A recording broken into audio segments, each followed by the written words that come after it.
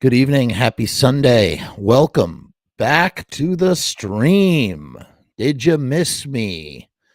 I will tell you, I missed live streaming. I was not able to do it where I was at in Colorado.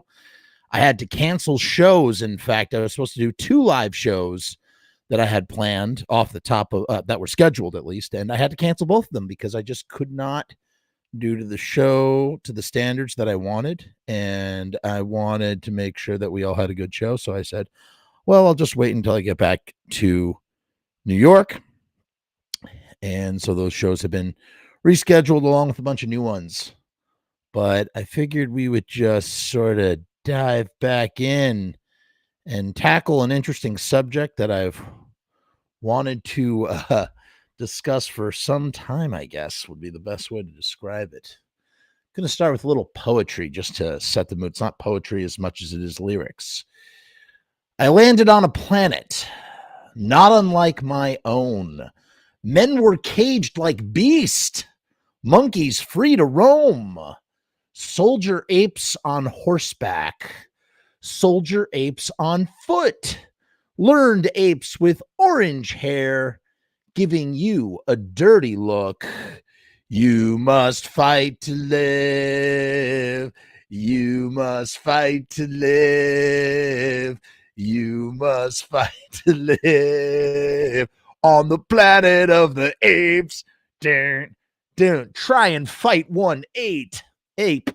And much to my chagrin, he began to speak to me. So I began to listen. You must fight to live. You must fight to live. You must fight to live on the planet of the apes. Realize this was Terran soil, that this was to be man's fate. Monkeys treating me like crap. You stinking apes. You filthy apes. Learn all their customs. Never tell them no. Ape shall not kill ape. God help those who do, because you must fight to live. You must fight to live. You must fight to live on the planet of the apes. Yeah, baby. We're talking about apes. We're talking about chimpanzee warfare. This was something that I saw while I was in Colorado, and I bookmarked this because I just said this was just too crazy not to take a look at, not to deep dive on real quick. So we're gonna do a little ready read here. This is from Big Think. I'm a big fan of Big Think. You should all check this periodical out. I just like the stuff that they do. This is called What the Gombe, I hope that's the right word, Chimpanzee War Taught Us About Human Nature. And this was released on January 5th, 2022, and it was written by Tim Brinkhoff. From 1974 to 1978, the chimps of the Gombe Stream National Park in Tanzania were at war with each other. The first time conservationists saw chimpanzees engage in calculated, cold-blooded killing. Now, we only really know, humans are primarily known to do this. Here's an ape, a naked ape right here, as you can see, chimpanzee. We're talking about chimpanzees. Chimpanzees are devious creatures. I feel like gorillas are like really peaceful. I feel like orangutans are really peaceful. It's the chimpanzees you got to really worry about. Look at that. Look at its peen. You can see its peen right there. There's 1 foot, 2 foot, 1 arm, 2 arm. Yeah, that's the peen just hanging out, going up for air. DLW says, dude, speaking of apes, I went to Kiss yesterday. I wonder if monkeys have mosh pits. I don't mind jumping to the beat, but mosh pits are primate-ish. Yeah. It's funny, actually. Always after my kids take a bath and get into their pajamas, sometimes we do we play mosh pit. I put on punk rock and we just like sort of throw ourselves around the room. It's really fun. Um, but yeah. Um, there are some key takeaways here. When a large chimpanzee community in Tanzania split apart, the two factions went to war with one another. Groups of male chimps would patrol the borders of their respected territories, brutalizing any intruder that they came across. This marked the first instance conservationists saw wild chimps engage in coalition killing, but it would not be the last. And you've heard the stories of the woman who had a pet chimpanzee that like ripped off part of her face, and there's just all sorts of grisly craziness that chimpanzees are capable of. Let's dive in, shall we? Again, this is by Tim Brinkoff.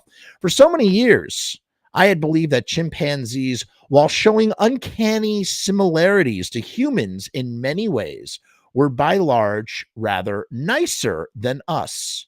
Suddenly, I found out that under certain circumstances, they could be just as brutal and that they also had a dark side to their nature. I felt the same way, Tim.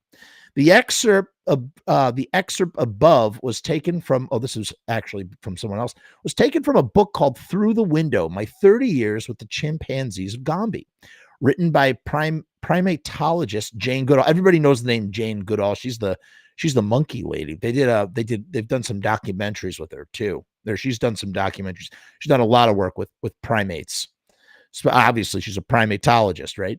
Specifically, it was taken from a chapter titled War. In that chapter, Goodall describes her memories of and thoughts on one of the most horrific conflicts to have ever occurred in the animal kingdom, the Gombe Chimpanzee War. That's in recorded human history, because if you think about animals have been on this planet for millions of years, from dinosaurs to, from the first fish that crawled out of the sea to dinosaurs to, our primate ancestors that have been, walking around for 250,000 years. You'd imagine that this brutality has been going on a hell of a lot longer and probably happened many, many, many, many, many times over the millennia, let alone centuries, millennia, right? In that chapter, Goodall describes her memory. Oh, right, we already read that. Goodall see, I'm rusty, guys. I'm rusty. I'm just starting. I'm just starting again. I'm so rusty from not going live for a while. DLW says chimps aren't happy campers, but they shouldn't be a surprise. Even with their chocolate starfish inside out, would want to brutalize every single being on Earth. Yeah. So Goodall first arrived at Tanzania's Gombe Stream National Park with the intention of observing primates in their natural habitats. But then, about 15 years into her studies, Goodall noticed that the park's chimpanzee community, the so-called Kasekela community, had splintered into two distinct factions. So even apes are capable of tribalism. The splinter community consisted of 6 males and 3 females moving into a different section of the park, while the main community, now consisting of 8 males and 12 females, stayed put. So it was a smaller faction of males and females, right? Both factions guarded their new borders virulently. I know what that word is. I just can't pronounce it. Virulently. Oh my God, so humiliating. Resulting in a number of coordinated lethal altercations. During these altercations, the normally peaceful chimpanzees displayed exceptional levels of cruelty and brutality.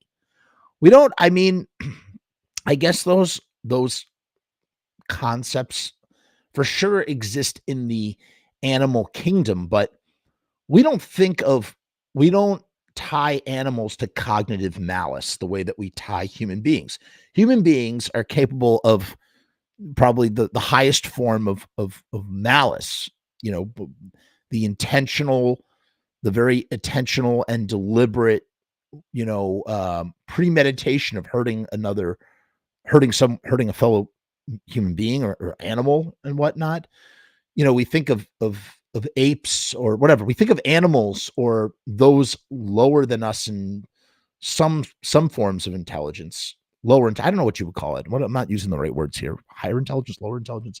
You think of these. You think of animals that don't have as much cognitive intelligence as humans, that they're relying on their animal instincts and that they do these things because they are just animals and reacting the way animals do when they're trying to survive something.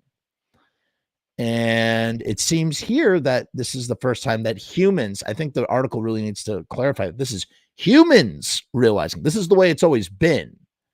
You know, when they say we discovered a new species out in the wild, like they didn't just, I mean, that species has been around for, whatever, uh, hundreds of thousands of millions or whatever, however long, whenever it split off on its evolutionary branch, it had always been there. We just hadn't discovered it, but we always look at everything from our perspective. So this is new when in fact, this idea of ape war is actually really, really old. I feel like this is a Joe Rogan show because we're talking about apes killing each other, which Joe Rogan likes to talk about that stuff. I know. During these altercations, the normally peaceful chimpanzees displayed, except right, we already said that. In total, the war lasted 4 years. So it was a 4-year war and ended only when the splinter community had been completely eradicated. So there would be no peace as long as the other existed. And the other, what I mean when I say the other, I mean the other is the other, the other factor. The chimpanzee war had major implications, both for Goodall personally and her academic community. Many of the chimps Goodall had known closely each had a name. Sorry, many of the chimps that lost their lives during the conflict were chimps that Goodall had known closely, so she knew them. Each had a name, a face, and a personality. So imagine a community. It doesn't matter if they're human or not. A community of living beings that you know and interact with are suddenly eradicated. It's terrifying. On the other hand, the war marked the first instance that primatologists observed chimps engaging in calculated, cold-blooded murder, a behavior that had previously considered exclusive to man. But just how human was the chimpanzee war really? Excuse my burps. Um, so here's inside the Gombe. I'm sure I'm saying this name wrong. Gombe Chimpanzee War. Gombe? Is it Gombe? The war began with the death of a chimpanzee named Godi. Godi, an adult male belonging to the splinter community, was feeding in the trees when he was ambushed by 6 Kasakela males. In her book, Goodall describes how one of the males grabbed Godi's leg and threw him to the ground. The aggressors, in a state of enraged frenzy, pinned Godi down, beating and biting him for over 10 minutes. Then, inexplicably, they scattered. The aftermath wasn't pretty. Godi remained motionless for a few moments, Goodall writes, lying as his assailants had left him. He was badly wounded with great gashes on his face, one leg, and the right side of his chest. And he must have been badly bruised by the tremendous pummeling to which he had been subjected. Undoubtedly, he died of his injuries, for he was never seen again by the field staff. So they never even saw him again. He just disappeared. I mean, even though that sounded terrible. I mean, it was terrifying to read that, enraged frenzy. But chimpanzees are capable of so much more, as we're going to read a little bit later on. Chimpanzees are known to not just for murder and fighting each other, but they're also known to engage in cannibalism. They eat each other. They eat other monkeys. They're we don't think of chimpanzees as carnivores, but they are. They're omnivores, but they'll eat you. They'll eat you up. You ever see Congo? All fact, all true. Not really, but I do love Congo. Actually, I have a Congo video coming out at some point.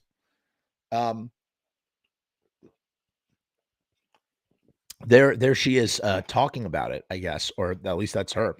As the war progressed, and patterns emerged. So they started to see reoccurring themes happen as the war progressed. Goodall's understanding of these border patrols improved. Since the 1970s, they have been observed not just at Gombe, but at Mahale Mountains National Park as well. They occur in places where the territories of two distinct communities overlap. I mean, ants fight, right? Aren't there ants fight too, you know? There are lots of wars in the animal kingdom that don't have to do with man. But it's just interesting because you just don't think that chimpanzees would be maybe doing this sort of thing. Um, they occur in places where the territories of two distinct communities overlap. They are usually carried out by a group consisting exclusively of adult males, although on some occasions adult females have been observed to partake in the raids as well. When patrolling, these normally rambunctious animals are described by researchers as uncharacteristically quiet. Okay, that's terrifying to me. There's something that when you equate the word, or when the word quiet, or like, yeah, when you're using the word quiet as an adjective, when describing violence or malice or murder, there's something so utterly terrifying, because there's nothing, as they say, there's not, you would imagine like a chimpanzee, go, "Woo, wah," like, going nuts. But this sounds like stalking, like, stalking their prey behavior, like that, maybe like a lion would do or something. They often stop to listen intently, apparently for signs of other chimpanzees. So they take this stuff super seriously. If no intruders are found, the party returns home in silence. But if they do find one, however, they might stalk and brutalize the victim, often inflicting lethal wounds. So it's like, there's no talk here about the cannibalism bit, but the wounds that are left are lethal, in the sense that, they will eventually end the life of the recipient.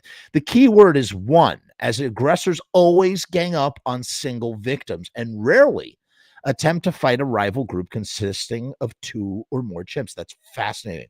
So they only work to single out one individual in particular. Of the dozen or so attacks that Goodall recorded, 5 resulted in death. Each of these fateful encounters lasted no more than 10 minutes. All 5 victims were dragged, pinned down, beaten, and bitten.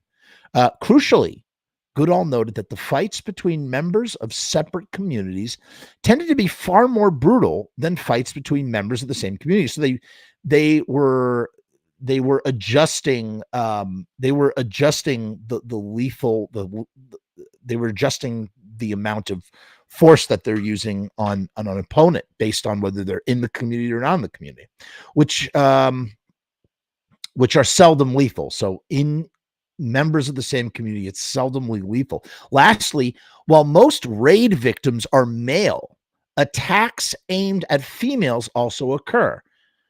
They do, however, involve less aggression, especially when the female is in estrus. What does estrus mean? Let's look it up. Let's look it up, shall we? Estrus means a reoccurring. Oh, okay, yeah. So when they're in heat, essentially. The politics of chimp warfare. The consistency with which these border patrol raids are carried out across different communities indicates that they are an integrated form of chimp behavior rather than freak accidents shaped by the heat of battle.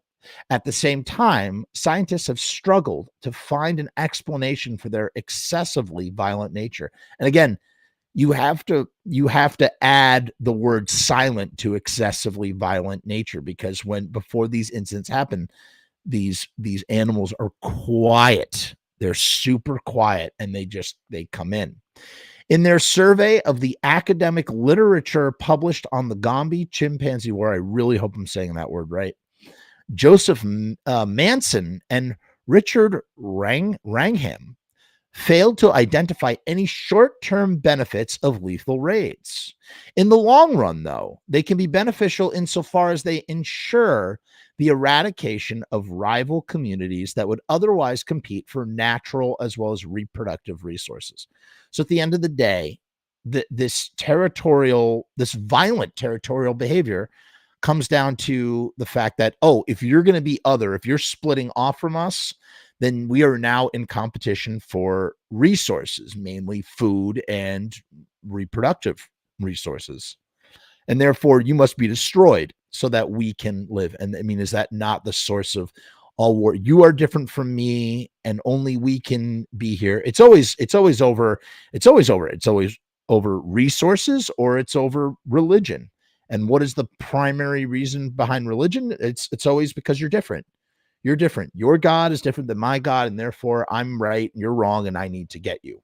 I need to wipe you out or subjugate you to me until you assimilate into my culture. This explanation certainly fits the Kasekela community, which prior to the split included roughly equal number of male and female members. This is not ideal for chimp communities, which are most stable when the number of female members exceeds the number of male ones. For many species, male biased SCX ratios result in an increased competition between males.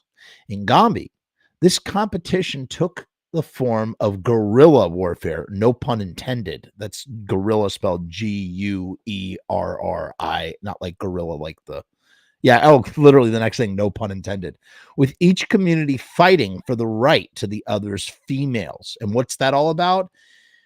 If I have reproductive resources, then I can pass on my genes, and I can, because that's what it's all about, right? I mean, in the animal kingdom, you know, immortality comes from passing along your genes. It's hardwired into all biological animals to reproduce and pass on genetic material so that life can keep going. In particular, your material still lives on after you shuffle loose some mortal coil, right?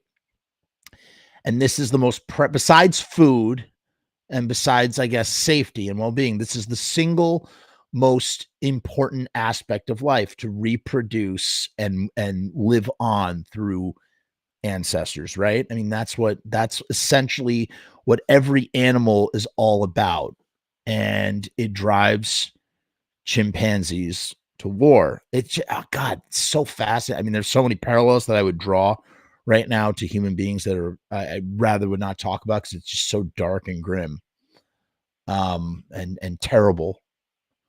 But it happens. Just craziness. I'm thinking about war situations right now where, whatever, I don't want to talk about it. It's terrible. This hypothesis, while convincing, still fails to account for the excessive cruelty exhibited by the Kasekela tribe, especially when considering in other chimp conflicts, females have been known to rejoin communities after the systemic murder of their mates. And you see in lions too.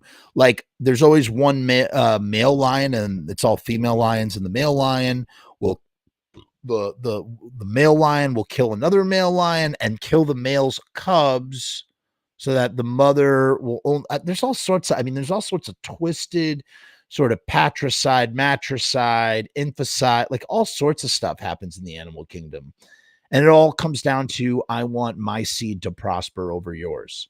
To find an answer, researchers looked not at the benefit of coalition killing, but its cost. In chimpanzees, the cost is little to none. Raids are carried out in large groups and, as mentioned, only target individual unaccompanied chimps. So it's incredibly low risk to engage in this kind of warfare. That's what happens, right? It's not like two tribes going to war and they both are risking everything. The gang of chimps is risking very little and has a lot to gain, and that they are thinning out the numbers of their opponents by doing what they do, right? And they don't have to worry that they might get hurt themselves, as it says here. The correlation between power imbalance and the excessive brutality is not exclusive to chimps. In the affirmation study, Manson and Wrangham noted that ultra-violent ambushes might have been an effective and preferred method of warfare among human hunter-gatherers. So that human beings who are related, very closely related, I believe we share 94% DNA with our simian cousins, that humans did the same. This practice also lives on today by way of military tactics such as the Nazi Germany's Blitzkrieg, which involves confronting your opponent with such overwhelming force that resistance is impossible. As demonstrated by the Gombe chimps, using excessive force can allow aggressors to make quick work of their enemies, ending conflicts that might have otherwise dragged on for decades.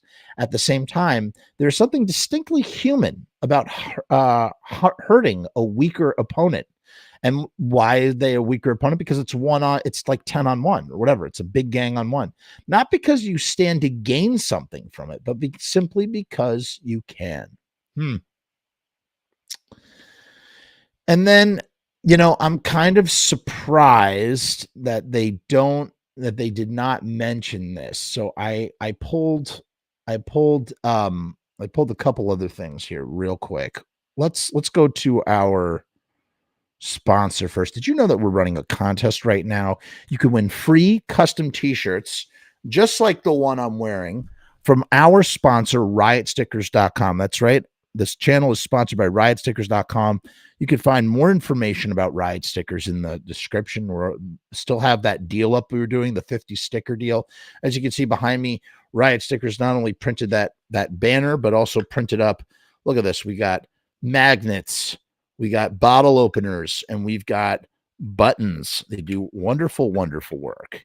And they print fantastic t-shirts. They also, these are the types of stickers you can get here from riotstickers.com, our sponsor on this channel. If you need stickers, go to riotstickers.com. And anyway, if you go to riotstickers.com/win, WIN, so riotstickers.com/win, you can enter. It's free to enter, by the way. You can get 20 custom t-shirts. We're going to be doing a raffle for this. 20 custom t-shirts from riotstickers.com. So make sure you enter. Link is in the chat. Link is in the description box. And let's watch this quick 60-second video from riotstickers.com. Hi, I'm a guy from riotstickers.com, the merch company known for being the bomb. Do you hate going to work, but like getting paid? Do you hate snow, but want to make sweet, sweet love to a snowman? That was unexpected. All right, what about this? Do you hate paying for stuff, but like having custom t-shirts? You are in luck. We can't help with the snowman thing. That's probably going to take a therapist, but riotstickers.com is giving you a chance to win a free order of custom shirts. And entering is easier than making sweet, sweet love. Get her out of here. All you have to do is simply go to riotstickers.com/win and enter your name and email address. Riot Stickers will have a random drawing to pick a winner. So head to riotstickers.com/win for your chance to win free custom shirts. And be sure to check out other custom merch while you're there, because it is the bomb. Riotstickers.com, Riot Stickers, we are the bomb. Riotstickers.com, Riot Stickers, we are the bomb. So there you have it, folks. Make sure you enter. It's free to enter this contest. Win 20 custom t-shirts. We got JD in the comments. JD, how are you? He says, dude, I'm trying to bring an invention to life, and hopefully next year I'll put in an order for t-shirts. That's awesome. What is your Well, I don't know if you can say. Maybe it's a secret. If it's not a secret, JD, tell us about your invention. I'm curious to know. And good luck. I hope your endeavors are a success. But you know what? You'll never know if you don't try. So I'm glad to hear that you're trying to bring it to life. That's awesome. Truly. Okay, so real quick before we wrap it up here, we've read the main piece, but check this out just to show you some of the behavior that monkeys do, that chimpanzees can do. I don't think you can call them monkeys. I don't know. I don't know if you can get in trouble for that. Chimps seen sucking brains from monkeys' heads. How about that? Now, notice how they say chimps, and they clarify the term chimps from monkeys. So monkeys are different from chimps, obviously. Chimpanzees are primarily plant eaters, though they enthusiastically eat animals when they can catch them.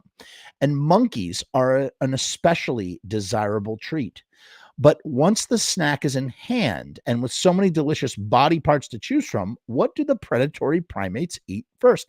Now, it's interesting to note in Jane Goodall's notes, research, whatever she was, what she was reading from, in that the chimpanzees were not eating each other, but the monkeys that chimpanzees capture, I think they're smaller, weaker, easier to. I don't know. I guess I just thought it was interesting that they don't make a meal out of their fellow chimpanzees, although they are known. They are known to cannibalize as well. Wonder no longer. Scientists have discovered that it all depends on the age of the unfortunate prey. Researchers recently filmed chimpanzees in Tanzania's Gombe National Park, so same place where Jane was documenting the chimpanzee war. So they filmed these chimpanzees excitedly munching on monkeys, hoping to learn more about the chimpanzees' carnivorous eating habits. Whenever older monkeys were on the menu, chimps tended to initially harvest the organs, particularly the liver, which is rich in fat, the scientists report in a new study. But if a chimp was lucky enough to capture a youngster, they were almost certain to go straight for the tender, savory, nutrient-packed brain, biting right through the fragile skulls and devouring the juvenile monkey's head first. Is that not insane? Meat provides chimpanzees with important nutrients that they can't get from plants, such as vitamins A and B12, and zinc and copper and iron. And their enthusiasm for meaty meals demonstrates how important flesh and fat are for their diet, according to the study. It said two things that made human beings evolve from our simian descendants. One, cooking our food.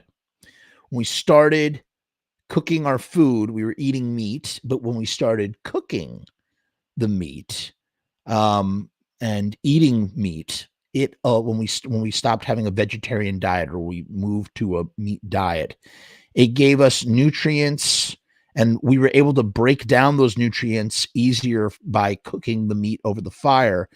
It allowed our brains to develop bigger. It made our brains bigger. That's just one part of it. Also, when our ancestors moved out of trees, they say that there might have been a great barrier that separated the plains from the jungles or something, or whatever, the forests in Africa, and the simian population, whatever you want to call them, our ancestral population that was separated. When they were no longer in the trees, they started to walk on two legs. When they started to walk on two legs, the muscles in your throat, the muscles in the throat and the chest started to develop differently. They were shaped differently in a way that allowed sounds to change, and that was like supposedly the birth of language. We stopped walking on all fours, started walking on 2 feet, and that eventually led to language. Really, really interesting sort of stuff. But one of the main things, eating meat and cooking that meat, developed a brain. So it makes sense that a simian, that a chimpanzee or whatever, monkey, whatever you want to call them, would want to eat this stuff because of the goodies that they get from it. But it's also noted here that there's an undertone of enjoyment. Here's real quick. Brains, especially mammal brains, are especially high in fat. They also contain certain fatty acids that are absent from plants that are known, at least in humans, to be important for brain function and for lessening the damage from some diseases. So there you go. And when when they're getting that much when there's that much more coming into the mind, it develops.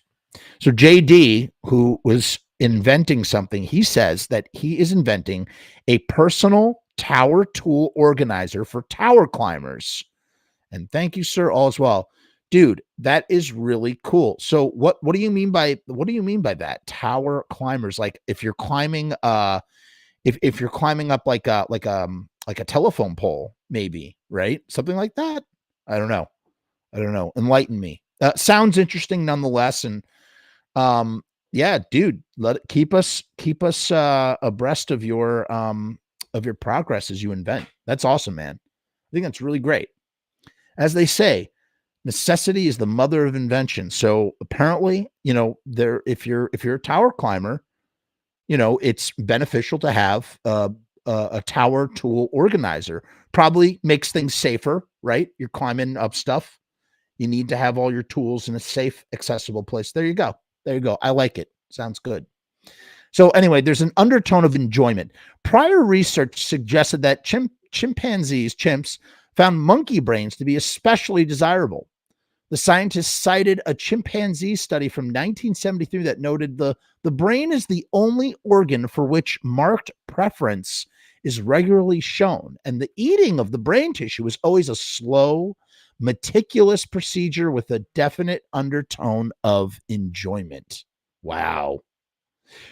For the new study, the team recorded 29 incidents of monkey eating by 8 chimpanzees and found that if the monkey was a juvenile, the chimps first went for the head 91% of the time. So they like brains.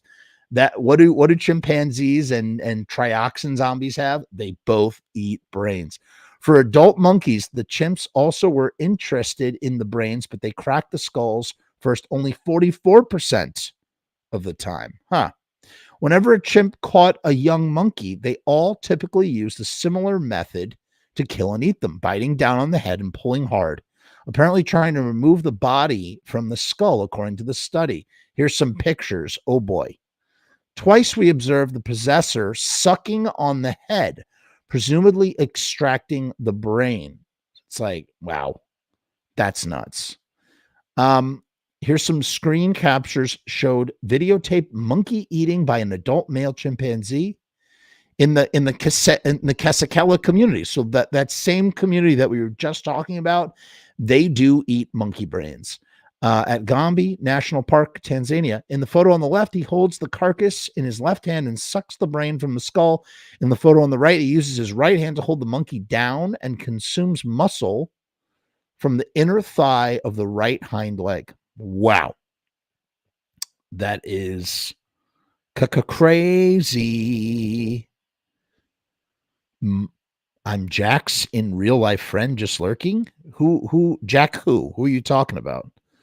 What's up, Dan? How are you? That's right. Brains for dinner. Yes, these monkeys are brain eaters. The chimps killed and consumed adult monkeys, on the other hand, using various methods, though they were most likely to begin these meals with viscera, internal organs in the body's main cavities, which were easier to access than the adult brain. So the adult brains, once the skull hardens, it becomes more impossible. My man Jack. Yes. Oh man, Jack's one of my favorite collaborators. We know each other for No. I know him by Jack. Jack. I call him. I have him stored in my phone as Jack Attack. He knows that. And when it comes to meat eating, it's not just the other primates that chimps find delicious. They've been known to feast on rival chimpanzees too. So there it is. So that other article from the Big Think doesn't even mention that. And when it comes to meat eating, it's not just other primates that chimps find delicious. They've been known to feast on rival chimpanzees too. It makes sense. On rare occasions, their cannibalistic behavior can even extend to individuals within their own social group. For instance, scientists described an incident in 2017 in which a male chimpanzee in Senegal was attacked, killed, and partially cannibalized by members of his formal community. Even chimpanzee babies, this is really sad, and I know about this. Even chimpanzee babies are not off limits. In 2017, in another study, scientists reported a male chimpanzee in Western Tanzania stealing and cannibalizing a newborn chimp moments after its birth, the first time this behavior had been observed in these primates. This gruesome event could explain why pregnant female chimps typically isolate themselves from their social group when it's time for them to give birth, going on a maternity leave to protect the babies, researchers of the study concluded. And I believe I remember reading somewhere that what they do that because they want the females to be available to them for their desires, if you could imagine. And it's just, and this was written by Mindy Weisberger, and she's a senior writer. Thank you, Mindy. She's the Live Science senior writer. Cool. That was cool. So that really kind of, there's another thing here where there's a video. Let's not watch it. It's grisly. You there's plenty to look up. If you want to look this stuff up and check it out, you can. Feel free. I think it's best that we don't show it here on the channel. So we're not going to do that. JD enlightens us further. Think of a tool bags on a carpenter's belt. Okay. The tower climbers need a specialized tool bag with a lid so the shit don't fall. Hey, JD, one of the best things to do is find a need, see if there's a market for it, and then create. And I think that's wonderful, truly. And like I said, as I said before, I wish you all the success. Please keep us informed. If I remember to ask you about it, I will. Keep us informed on your project and how the progress and how it's going. And you definitely should use Riot stickers for all your t-shirt needs. I love working with them. They're great. So that concludes it, guys. Real quick and dry. I'm going to try and keep them short like this if I can. Maybe it's because, the problem is we get commentators and then it weighs us down and I get distracted because I'm easily distractible, as you know, and it creates all sorts of problems, but not bad problems per se, but, problems in which you're trying to get stuff done. So I'm going to tell you a little bit about the Patreon. Consider joining. I put up all sorts of interesting tidbits and things on there. I do special Patreon exclusive videos. Same thing with YouTube members. YouTube members also have special exclusive videos. Although I will say everything that you can get as a YouTube member, you can get on the Patreon as well. So let me tell you all about my little Patreon spiel. Peace and hair grease. And remember, ape should never kill ape according to the Planet of the Apes. And you must fight to live on the Planet of the Apes Patreon. Hey guys, what's going on? It's Jeff. So I've decided to make a Patreon. What is Patreon? I don't know how to define a Patreon. Let me look it up. Patreon is a membership platform that makes it very easy for creators to get paid for the things that they're already creating. I want to do it full time. I want this to be my full-time job. In my efforts to make that happen, I've set up this platform. Is it going to work? Is it going to be successful? I don't know, but I would rather try and crash and burn than not try at all. The goal is to create enough passive revenue so that I can continue to do this full-time, uninterrupted. Why? Because I love to do this. I love creating content. I love making videos. I love shooting films. I love doing podcasts. In case you couldn't tell, I love to talk and I never shut the fuck up. So right now I've kept the Patreon incredibly simple. There's 2 tiers, and that may change in the future. The Murdergram is a simple way to extend support for all of the hours and hours of free content on the channel for nothing more than $1. 38 cents goes to Patreon. What's $1.38, eh? It's less than a cup of coffee, but it's a great way that you can show support for very little effort. When you divide that $1.38 by the hours and hours and hours of time spent listening to this endless drivel of content, the dollar cost average works out. Next up is the YouTube casualty for $6.66. The YouTube casualty is loaded to the gills. Enjoy the archive ad-free, as well as ad-free early access to special docu-style podcast videos, music reaction commentaries, and the like, a month before they drop on YouTube, loaded with ads, I might add. You're also going to get exclusive content and behind-the-scenes content that is not available on YouTube or anywhere else. So you get to peek behind the veil. And believe me, there's a couple of choice pieces. Most of all, more than anything, whether you join the Patreon or not, I just want to thank each and every one of you that comes to the channel, that watches all the shows, that leaves comments, that participates, that subscribes. That's really the most important thing. This is just trying to find a way to earn a living as an artist. And with that, thank you for my TED Talk. Join the Patreon, because we need you! 66 cents.